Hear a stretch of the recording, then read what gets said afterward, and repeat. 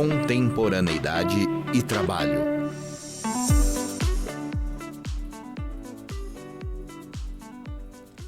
Olá, ouvintes do podcast Contemporaneidade e Trabalho da Universidade de Ribeirão Preto. Eu sou Leonardo Santos Brunelli, sou graduando no curso de Direito da UNAERP e membro do grupo de pesquisa Contemporaneidade e Trabalho do curso de Direito da Universidade de Ribeirão Preto.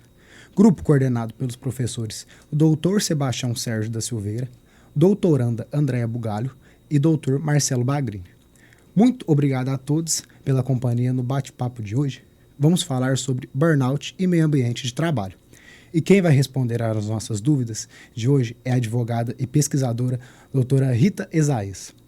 Doutora Rita é advogada, mestre em Direito pela Faculdade de Direito de Ribeirão Preto, da Universidade de São Paulo, especialista em Direito e Processo do Trabalho pela Anhanguera, graduada em Direito pela Faculdade de Direito de Bauru, membro dos grupos de pesquisa GetTrab, a transformação do direito do trabalho na sociedade pós-moderna e seus reflexos no mundo do trabalho, da Faculdade de Direito da USP de Ribeirão Preto, GEP7, Contemporaneidade e Trabalho da Universidade de Ribeirão Preto, a UNAERP, no Núcleo de Pesquisa e Extensão da USP, o Trabalho além do Direito do Trabalho, e do grupo GetMat da USP, Meio Ambiente do Trabalho.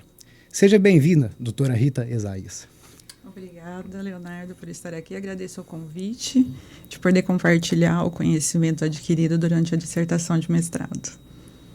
Seja bem-vinda, doutora Rita. Então, começando as nossas perguntas, eu abro com uma que pode parecer um pouco simples, só que é para justamente isso que estamos aqui, para esclarecer as dúvidas com nossos ouvintes. Então, em que consiste o adoecimento pela síndrome de burnout? Então, vamos lá. Burnout é burn, que é queimar, out, fora, externa. O que significa? Que é como se você queimasse, o seu rosto queima, né? Tanto é que alguns médicos, quando vão fazer o diagnóstico, vê essa vermelhidão no rosto do paciente. Porque ele realmente está exausto, está estressado, já foi desgastante o trabalho dele. Então, ele é um distúrbio emocional, decorrente do excesso de trabalho, caracterizado por uma exaustão no trabalho, um desgaste muito grande, intenso, e que nós não podemos esquecer que nós estamos dentro do meio ambiente de trabalho. Nós temos alguns autores que foram estudando ao longo do tempo o burnout, né? Então, foi crescendo. Mas ela recebe muitas críticas. Dentre os autores, eu vou destacar a Malasch, porque a Malasch, ela vai trazer um conceito multidimensional. Ela vai explicar que são os fenômenos físicos e psicológicos, e ela vai trazer 3 características que vai ser mais fácil para a gente entender, que é composto pela exaustão emocional, que é quando eu perco energia de produção, vigor para realizar o meu trabalho. Eu tenho a despersonalização do indivíduo. O indivíduo, ele perde um pouco, ele fica com um sentimento negativo, um sentimento de cinismo, né? Ele vai perdendo a humanidade dele. E a falta de realização pessoal. Eu emprego tanto esforço para realizar aquela atividade, mas eu não recebo o resultado adequado dentro daquilo que eu me esforcei. Então, isso acaba me lesionando. E a gente também não pode esquecer que por que ela se veio com tão grande destaque para a sociedade nos últimos tempos? Por conta de que ela passou a ocupar um lugar dentro da CID-11. Ela estava dentro da CID. O que é a CID? A CID é a Classificação Internacional de Doenças. Ela estava lá configurada na CID-10, que era a 10ª atualização dessa classificação. Só que ela estava relacionada aos problemas do modo de vida. Então, não estamos identificando ela no ambiente do trabalho, por quê? Porque ela está relacionada ao modo de vida. Mas isso não era verdade, porque todos os estudos já indicavam que ela é dentro do contexto do trabalho. Eu jamais poderia falar sobre burnout em outro local. Então, a CID, a Organização Mundial da Saúde, quando faz a atualização, na 11ª, ela inclui burnout dentro das doenças relacionadas ao emprego e desemprego. Então, ficaria, vamos dizer assim, parece-me que posso identificá-la, né, e enquadrá-la como uma doença ocupacional mais rápido. Mas não é bem assim, porque na verdade ela já ocupava esse lugar e no Brasil ela já estava dentro dos decretos todos que regulamentam as doenças do trabalho. Mas é uma grande vitória, porque agora ela compõe, e agora eu não posso dizer que ela não está dentro da classificação e esteja expressamente ligada ao trabalho. Perfeito, doutora Rita. Agradeço a resposta. E para continuarmos no nosso debate, eu lhe pergunto quais são os principais fatores responsáveis pela síndrome do burnout, comumente conhecida também, ouvintes, por a síndrome do esgotamento profissional. Então, Leonardo, é uma excelente pergunta. Porque a gente tem que entender que burnout vai muito além de um estresse. E sendo além de um estresse, eu não posso dizer, numa perspectiva clínica, eu diria que eu estou em desacordo e sofro um excesso de trabalho e esse excesso me advém do estresse que causa a doença. Numa perspectiva psicossocial, ela é uma interação, porque ela é uma interação do contexto do trabalho com características do indivíduo. Mas aí a gente tem que tomar cuidado com essas características do indivíduo. Então, são 4 eixos: os fatores de risco organizacionais, os fatores de riscos individuais, os fatores de riscos ligados ao trabalho e os fatores sociais. Então, os fatores organizacionais, por exemplo, uma burocracia no desempenho das tarefas. Eu não dou autonomia para esse trabalhador. Eu não dou uma capacidade de participação dele no desenvolvimento das tarefas que ele faz naquela empresa. Ou, por exemplo, eu começo a alterar, tenho grandes modificações de regras dentro daquela empresa. Isso causa uma insegurança no trabalhador e pode levar ele a cometer uma predisposição a erro. Além disso, por exemplo, com relação aos individuais, eu tenho pessoas que são perfeccionistas, pessoas que têm uma baixa tolerância à frustração, uma pessoa que tem excesso de controle, uma pessoa que é muito esforçada, muito dedicada na realização do trabalho. Mas eu não posso olhar para isso e esquecer ou colocar a culpa no trabalhador. Porque, na verdade, o mercado de trabalho exige essas características do trabalhador no mundo contemporâneo.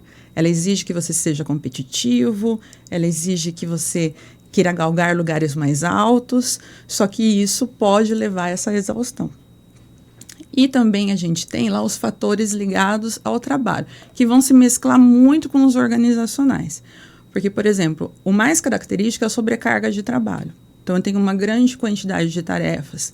Isso não está muito bem distribuído. Eu tenho problemas nas relações interpessoais ali, dentro da equipe, dificuldade de relação. E aquilo não é olhado pelo empregador. Ou também eu trabalho em turnos, aqueles trabalhadores de turnos, sabe, de revezamento, ou que trabalham só nas jornadas noturnas, eles também vão ter maiores impactos para sofrer os danos do tipo de atividade que ele realiza. E, além disso, os fatores sociais. O que são os fatores sociais? É uma falta de ter companheirismo, de ter um amparo, seja dos meus colegas de trabalho, seja de amigos que eu realmente tenha confiança para falar sobre o assunto, seja familiares. E uma outra característica é o fato de que eu quero manter o meu status social e eu tenho uma baixa remuneração. Então, o que esse trabalhador faz? Ele tem vários empregos, vários trabalhos, e isso vai gerar uma sobrecarga nele. Aí, isso vai gerar uma frustração nele, porque ele perdeu o descanso, o direito ao lazer dele, e ainda ele está insatisfeito. Então, isso também é preponderante para o risco psicossocial e para a doença. Isso é muito característico, por exemplo, na enfermagem. Porque a enfermagem ela tem um piso salarial muito baixo. E, aliás, isso foi uma das discussões, de querer fixar um piso salarial que fosse condigno com as atividades. Porque eles fazem outros turnos. Então, eu trabalho em 12/36, eu trabalho 12 no Hospital X, e as outras 36 que eu deveria estar descansando, eu tenho mais 12 em outro local. E aí vai gerar uma sobrecarga.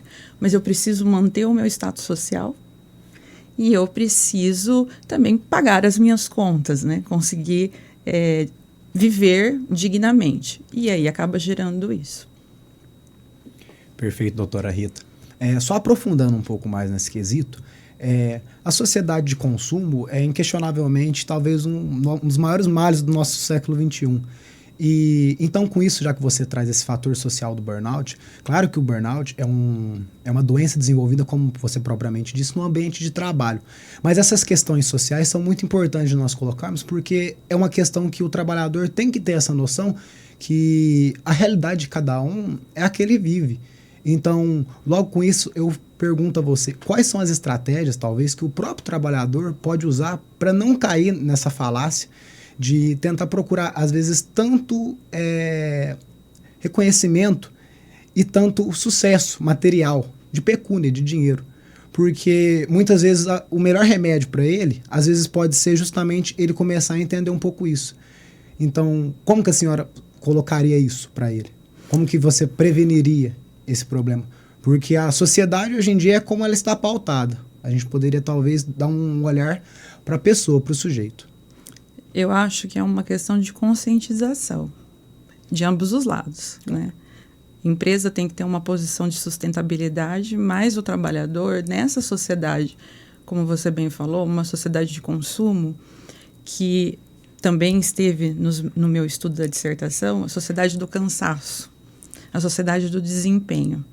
Então, o mercado, ele exige que você, não uma exigência, uma imposição, mas ele vai, é assim que esse mercado gira. Ele quer que você seja cada dia mais positivo. E tanto é que você vê os cursos de coaching, alta performance, inteligência emocional, competitividade. Você tem que ser o melhor, você pode ser o melhor.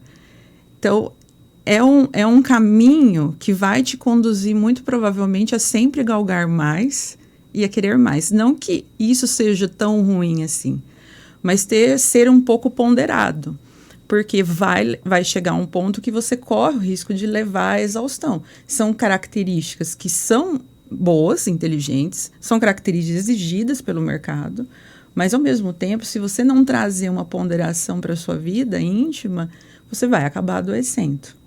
E o custo é um custo individual, um custo familiar e um custo social.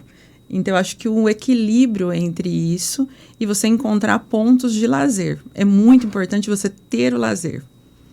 Observar o lazer, suas férias, realmente conseguir usufruir de tudo isso, que vai fazer com que você consiga aliviar essa sobrecarga de trabalho que a gente tem recebido e a supercarga de performance. Perfeito, doutora. Agora, e uma pergunta mais ativa, como a gente consegue o diagnóstico da doença do burnout e quais os principais sintomas que o trabalhador começa a apresentar nas fases iniciais dessa doença? Olha, os principais sintomas, a gente poderia falar de um cansaço extremo, né? Um cansaço que não é só físico, é um cansaço físico, emocional e mental, uma falta de concentração. Você pode ter dores musculares, representa a fadiga, também é muito pontual. E então você tem que... esses são sintomas característicos, mas na verdade a doença, e é por isso que ela é tão criticada, ela tem mais ou menos 132 sintomas. Então é um número exacerbado de sintomas. E é exatamente por isso que você tem a dificuldade do diagnóstico dela. Porque é como o professor Mendanha fala, o Marcos Mendanha. Ele fala que se eu pegar, por exemplo, 9 sintomas da depressão maior, que é um transtorno mental, o burnout, ele pega esses 9 sintomas. Então, se confunde com outros transtornos mentais que um trabalhador pode ter, como qualquer outro indivíduo poderia ter. Então, é como se ele abocanhasse sintomas de diversos outros tipos de doenças. E isso vai criando a dificuldade. E por isso também ela é tão criticada. Porque também uma das características, quando a gente fala síndrome, a síndrome ela tem que ter sintomas reconhecíveis, estáveis. E 132 sintomas retira a característica da estabilidade. Então, isso é uma discussão, é uma pauta de discussão entre eles. É muito sintoma, então por isso que é tão difícil, mas nós vamos ir pela CID-11. Pela CID-11, ela é uma doença, ela é um transtorno e ela deve ser tratada como uma doença do trabalho. E mesmo porque a gente poderia pensar assim, se ela é um estresse crônico generalizado, mal conduzido, mal administrado, ele foi um estresse inicial. Se eu tivesse controlado o estresse inicial, eu não chegaria ao extremo. Perfeito, doutora Rita. Até uma crítica, né, que o doutor Marcelo Braghini em nossas aulas coloca, que é justamente a monetização do desgaste do trabalhador, que é a gente ter, pelas condições insalubres, pelos adicionais que a lei coloca, não uma visão de melhorar a situação que o trabalhador se encontra, e sim da gente monetizar, da gente precificar a saúde do nosso empregado.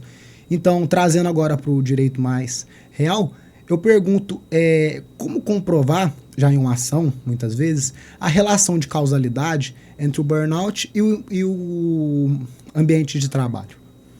Então, esse é um bom questionamento, porque acho que essa é a grande dificuldade de todo mundo. Tanto é que se nós fôssemos, algumas pesquisas que eu fiz, burnout é citado dentro da jurisprudência.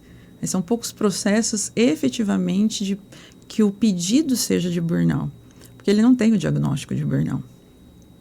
Então, para mim, quando eu olho para as características lá que Malachi trouxe de exaustão, despersonalização e falta de realização, e olho para os fatores de riscos psicossociais, que nós estamos falando de fatores ligados à organização do trabalho, à atividade laboral em si, as condições de trabalho, as relações interpessoais, né, e as características de indivíduo, não tem como eu produzir uma prova que seja uma prova somente médica. Uma prova só de análise clínica. Eu preciso ir até esse ambiente de trabalho e verificar em loco o que está acontecendo ali, para que de fato eu consiga apurar se eu estou dentro do quadro de burnout. Se eu estou dentro do quê? Dos riscos psicossociais no trabalho. Porque o burnout é só a ponta ali do adoecimento de diversos fatores de riscos que estão naquele ambiente que eu não estou gerenciando. Então, eu penso, e foi isso que eu falei no meu trabalho, sob orientação do professor Jair, é uma perícia multiprofissional. É uma perícia médica aliada aos outros campos, que ela iria ao encontro do conceito de saúde.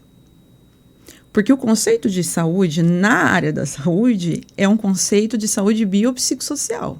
O indivíduo ele é um todo. Então, é biopsicossocial. Vários fatores se relacionam e isso é saúde. Quando a gente vai para o direito, saúde é saúde física e mental. E aí eu vou para pleitear um reconhecimento de uma doença e faço só uma perícia médica. E aí vale destacar que quando nós temos uma resolução do Conselho Federal de Medicina em que ele vai falar como que essa perícia tem que ser feita. E essa perícia composta pelo médico do trabalho e pelos assistentes ou por um período, por exemplo, do INSS, se eu tivesse num processo na Justiça Federal perante o INSS, ele diz a literalidade da norma do Conselho Federal de Medicina. Ela diz que ele tem que fazer uma análise clínica desse trabalhador, ele tem que olhar a vida pregressa desse trabalhador, ele tem que fazer um estudo do local de trabalho, um estudo da organização do trabalho, ele tem que colher depoimentos de trabalhadores que também estão no mesmo fluxo, círculo daquele trabalhador que está pleiteando. Então, não dá para fazer só uma perícia médica, é insuficiente. E, além disso, a própria norma do Conselho Federal fala que é vedado a um médico assistente dar nexo de causalidade com o trabalho sem ser o médico, sem ir até o local de trabalho, sem analisar o meio ambiente de trabalho. Então, não tem como, talvez, a gente precise, existe um custo, né, nas ações. Geralmente, o que eu, na minha experiência como advogada, vi são só perícias médicas e, dentro dessa perícia médica, a análise clínica desse trabalhador. Eu entendo que a gente tem que ampliar isso e fazer cumprir a norma do Conselho Federal de Medicina.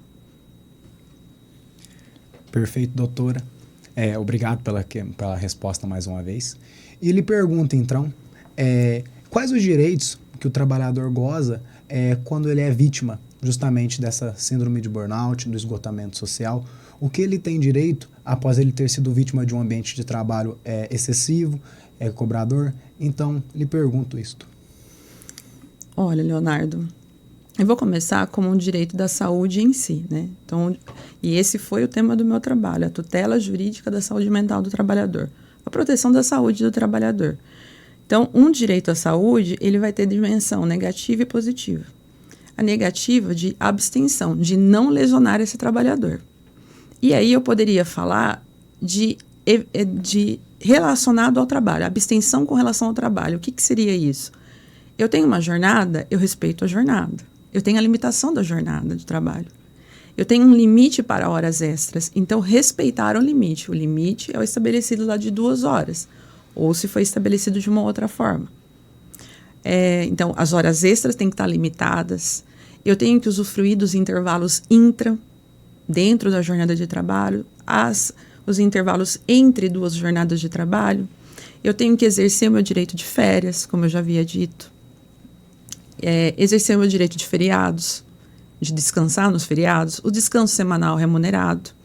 E, além disso, a gente poderia, nessa seara do burnout, não esquecer de tratamentos desumanos, vexatórios ou degradantes no meio ambiente. Geralmente vem do assédio moral organizacional, até mesmo de assédio sexual. Essas atitudes, se elas são desproporcionais, né, exigidas pelo empregador, ele também pode pedir uma rescisão indireta desse trabalho, se aquilo ultrapassa o nível que se poderia exigir de produtividade de um trabalhador. E numa dimensão positiva seria de prestação. Então, o que isso significa? Quando a gente fala de saúde, é o cumprimento das normas de saúde e segurança do trabalhador. Então, nós temos as NRs e as NRs precisam ser cumpridas. E aí, quando nós vamos falar de burnout, é importante não esquecermos, neste momento que estamos próximos, é que a partir de 26/5/2025, é obrigatório o gerenciamento dos riscos psicossociais no trabalho, que são os riscos que levam ao burnout. Então, agora, nós já tínhamos decisões falando que tinha que gerenciar esses riscos psicossociais no trabalho. Tanto é que nós temos uma decisão muito importante daqui de Ribeirão Preto, que é uma decisão do Dr. José Antônio. É uma decisão que fala que, independentemente, para a época, de não estar escrito, de não ser expresso na NR1 que teria que gerenciar os riscos psicossociais, ele entendeu por uma interpretação do conceito da saúde que tinha que gerenciar, utilizando o conceito de saúde, utilizando a própria NR1 e ainda a NR17, que são as normas regulamentadoras. Porque a NR17 é um início de preocupação com questões psicopatológicas. Então, já dava para gerenciar isso. Ele exigiu que, no caso, é um banco, né, uma instituição bancária, que ela realizasse o gerenciamento desses riscos. Então, agora já não tem mais desculpa, porque pela alteração da norma vai ter que cumprir. E, além disso, é importante também, não é uma coisa nova, que é um acordo de cooperação entre a Justiça do Trabalho, a AGU, né, a Advocacia Geral da União, e a PGR, né, Procuradoria Geral da República, né? Não, Procuradoria Geral Federal. Existe um acordo de cooperação que vai entrar, que ele vai dizer o seguinte: a partir do momento que eu reconheço o nexo causal com o trabalho, e eu tenho um acidente de trabalho ou um adoecimento ocupacional, o juiz do trabalho vai notificar a AGU. Para a AGU ser devidamente reembolsada dos valores que eventualmente o INSS tenha pago e que haja uma responsabilidade da empresa ou do empregador. Então, não é uma atitudes preventivas que agora não tem mais saída.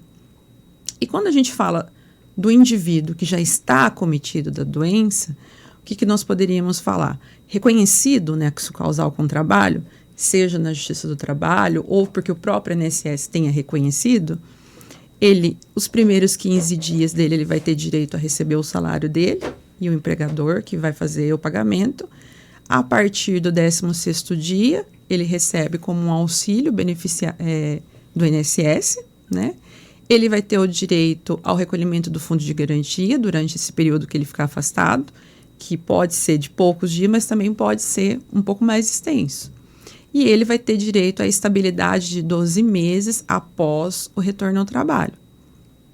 E também nós temos os possíveis direitos indenizatórios, que é buscar, né, danos a ressarcimento ou a compensação de danos materiais, morais, lucros cessantes, mas vai depender de uma comprovação efetiva, né, ou de documentos que comprovem gastos com danos materiais, ou de realmente da sua integridade física e psíquica ter sido lesionada, e que isso, inclusive, pode se estender para familiar, dependendo do que acontecer e dependendo de uma produção, né, probatória.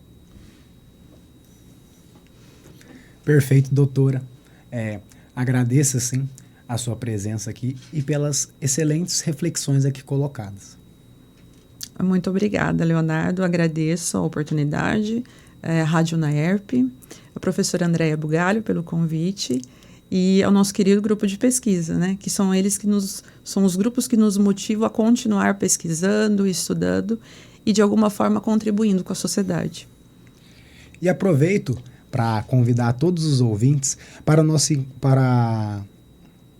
todos os nossos ouvintes e amigas para o lançamento da nossa obra coletiva, Desafios e Perspectivas a partir da proteção integral da criança e do adolescente, que será realizada no dia 28 de março, às 19 horas, na Livraria Travessa, no Ribeirão Shopping. Obrigado a todos os ouvintes, obrigado a todas e a todos os envolvidos. Até o próximo podcast. Você acompanhou mais uma transmissão da Rádio UNAERP. Audiovisual, Andrei Violante. Assistência, Gustavo Arsêncio e Diego Rueda. Coordenação, Gil Santiago. Músicas que você curte.